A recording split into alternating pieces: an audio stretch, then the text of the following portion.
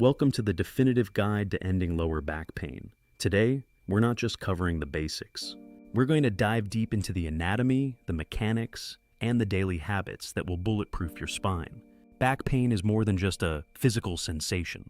It's the missed games with your kids and the long days at the office. It dictates how you move, how you sleep, and ultimately, how you live your life. But today that changes. This masterclass is designed to take you from fear and restriction to a state of complete confidence in your body. First, we must address the red flags. These are indicators that your back pain requires immediate medical attention. If you feel sudden weakness in your legs or numbness in the inner thighs, please seek emergency care immediately. Loss of bowel or bladder control is a critical sign of nerve compression that cannot wait. Safety first, always. Chapter 1. Let's look under the hood. To fix the back, you have to understand the incredible machinery of the lumbar spine. Your lower back consists of 5 massive vertebrae designed to support the entire weight of your upper body. Between them lie the intervertebral discs. Think of them as high-performance hydraulic shock absorbers. These discs are alive. They hydrate, they breathe, and they respond to every movement you make. When we sit for too long, the jelly inside the disc is pushed backward, which can lead to irritation and pain.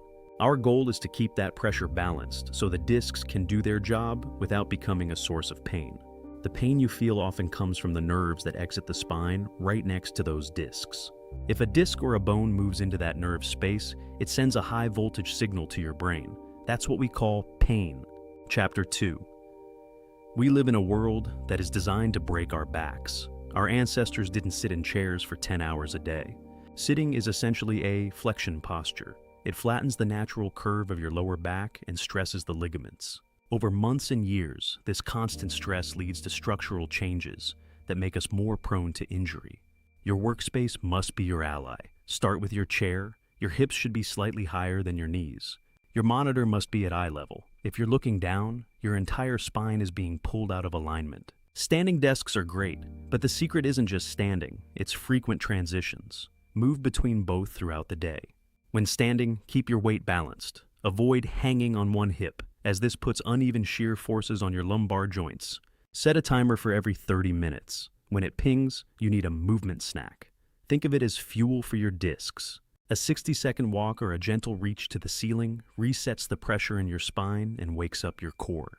Walking is the most natural medicine we have. The gentle rotation of the spine during walking pumps nutrients into the discs. Try to get 3 10-minute walks a day. This consistency is far more powerful than one long session at the gym. Chapter 3. Let's build some stability. We're going to use a trio of exercises called the McGill Big 3. The curl-up is about core activation without spinal flexion. Place your hands under your lower back to maintain its natural curve. Lift your head and shoulders as a single unit. Imagine your neck is on a hinge. Hold for 10 seconds, then relax. You shouldn't feel this in your neck.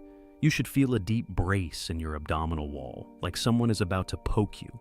The side plank targets the quadratus lumborum, a key muscle for stabilizing the spine against side-to-side forces. Maintain a straight line from your head to your heels. If this is too hard, start from your knees. Quality always beats quantity. Don't let your hips sag. Keep your core tight and breathe naturally. This exercise builds the endurance your back needs for a long day. Finally, the bird dog. This exercise teaches your core to stabilize while your limbs move. Just like when you walk or reach for something, keep your back as flat as a tabletop.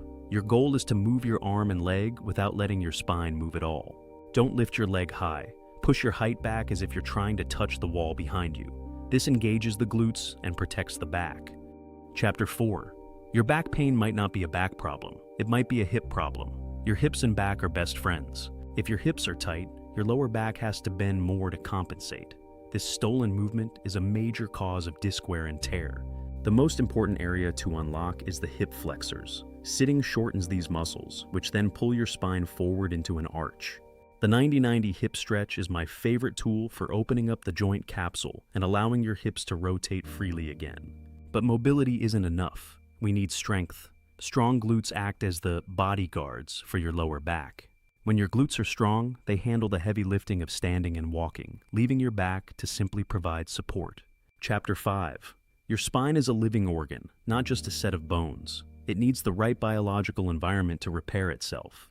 Let's talk about hydration. Your discs are essentially sponges. They need water to maintain their height and shock-absorbing capacity.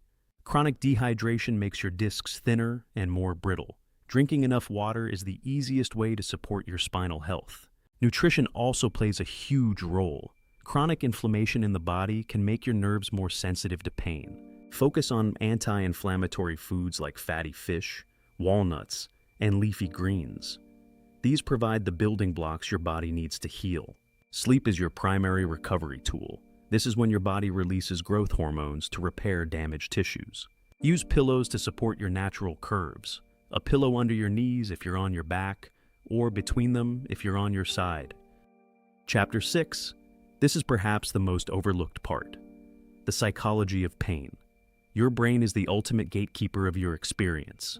We must differentiate between hurt and harm.